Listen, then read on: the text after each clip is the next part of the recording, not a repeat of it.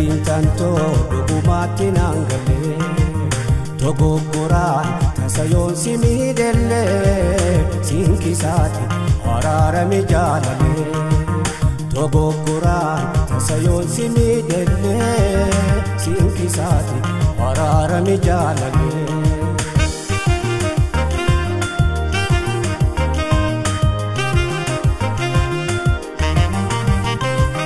Waka kafayo mutu kulkuluni Ubadume badinda bunamni Dogogoran tasayon simidele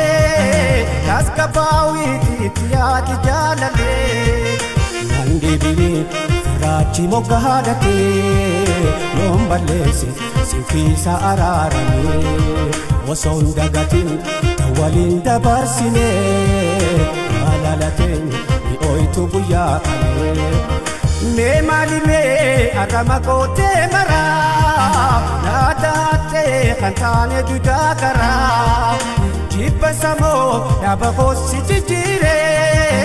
jalala durna kabdu khanda bole ansanuma lobo hinji jiramo onne rai sijala dasinsu Arayuma yomunaf jalatite sistagate namamusu bakate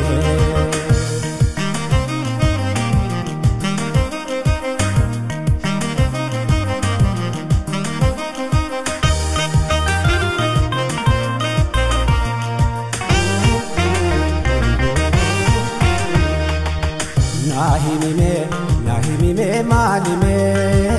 badin tanto dhugumatti naan galle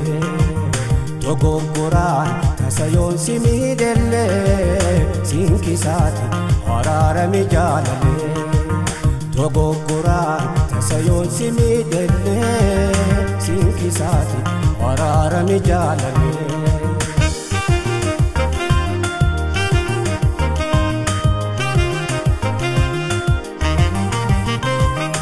Ijadura wada bufli bufle inayamnu turelu la chukhale wala manne yotapannu jalala barnu kababa tajalato akandera arrajirun nagante fagatule qama qalbin sifana baryomile feri walin abakalanne khale tole site Besuf dem tamale Hana marra jachafi ko chanile Wasimile mbe kudagutile Arragaru khana uda khana mute Barjalalan sif kabuya jalale Nahimi nandoi sini Uya kesa maljiram nikhni Hararame Kidi si wanda bre abu tifnu ilili wali gale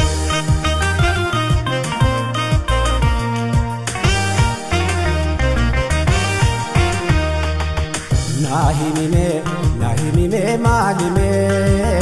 badin tanto dhugumatti naan galle dogoggoraan tasayoon si miidhelle sinkisaati araarame jaalale dogoggoraan tasayoon si miidhelle sinkisaati araarame jaalale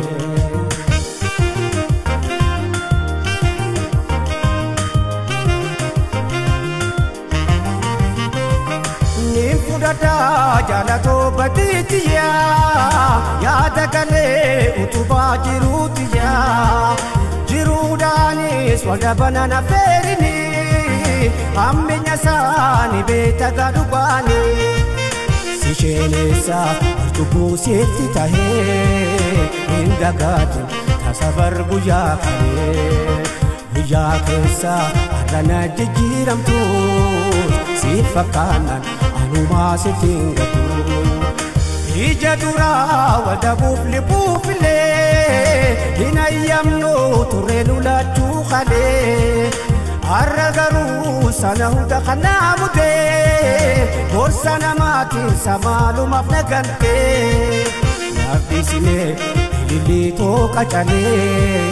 ni kunuunsa lukkuteen darbiin malee hin dandayuu handabuu jatoo duraa ittiin obsa ittiin hin obboosa firii waliin abakaalanne kalee oleessitee obbesuuf deemta malee.